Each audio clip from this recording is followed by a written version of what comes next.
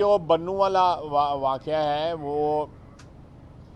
उसकी सारी तफसील जो है अखबारों में आ चुकी है।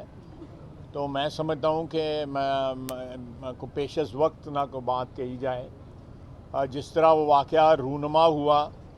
वहाँ पे 33 के करीब जो थे मुख्तलिफ ग्रुप्स के जो है वो टेररिस्ट वहाँ पे कैद थे। एक ने जो है वो बैतुल खला जाते हुए जो उसके साथ संतरी सा उसके सर में ईंट मार के उससे वो वेपन छीना और वो वहाँ पे जो है ना वो शहीद हो गया, जो संतरी था। और उसके बाद जो है बाकी जो 33 थे वो रिहा करा लिए गए, या लेकिन रिहाई इस तरह हुई कि कब्ज़ा उन्होंने कर लिया। तो ये सिलसिला जो है ये मैं समझता हूँ कि कोई ऐसी बात नहीं मैं कहना चाहता जिससे उस सिचुएशन में जो है कोई हमें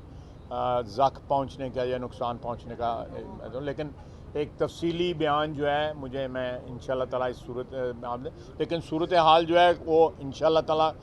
उसमें कोई एक वाक़या हो गया है, लेकिन उसमें सबसे जो अफसोसनाक पहलू है कि पूरी की पूरी हुकूमत जो है केपी की वो लाहौर बैठी हुई है, ज़मान पाक में बैठी हुई है, वहाँ पे कोई वाली वारिस नहीं है। वहाँ पे जो सारा एक्शन वगैरह या जो भी उसको फॉइल करने की कोशिश की है उस अटैम्प्ट को, वो सारी की सारी जो है हमारे पुलिस वहाँ पे या सीटीडी वाले के अलावा वहाँ पे फ़ौज ने अपने हाथ में सारे जो है मामलात लेके इस चीज़ को जो है आगे बढ़ाया है। मैं इस वक्त मोहतात तरीके से बात कर रहा हूँ, कोई ऐसी बात नहीं कहना चाहता जिससे वहाँ पे जो हमारे एफर्ट्स हैं उनको नुकसान पहुँचे। अच्छा सर, ये बताइएगा